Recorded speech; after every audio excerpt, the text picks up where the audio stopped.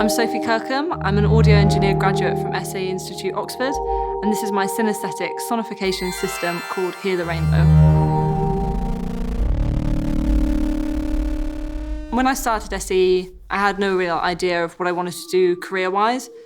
Audio was like a huge change for me in terms of what I was doing with my life. I always wanted to go and be a doctor, and I went into audio after becoming a drummer. And so I started SAE just focusing on everything, and every module that came up, I just put my all into that module, thinking this is going to be my career.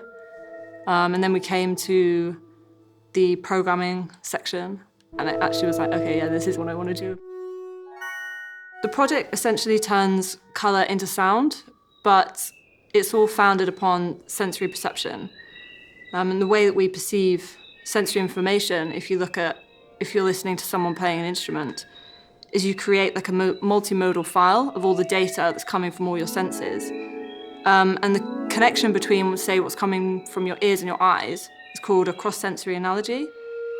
And when you rehear or re-see this object, all of that data is pulled up. So essentially what that means is when you see a colour or you hear a sound, you are associating that data set with information from the other sense.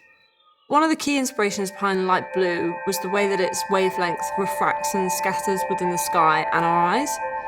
And this refraction causes blue to be pushed back into our perception, and it generates a sense of infinite space.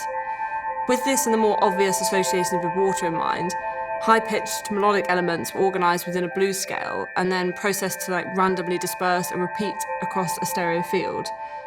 The other inharmonic elements were the sounds of the ocean and a beating frequency which was set to resonate with the brain's alpha wave function, which mimics the awakening effect blue light has upon our circadian system. I would love the system to be used for people with sensory disorders and learning difficulties. There's often things like colour, sound, and stuff that's tangible, things that they can touch, can help them relate to the world that they otherwise feel quite segregated by. And it would also obviously be great for people who are colourblind.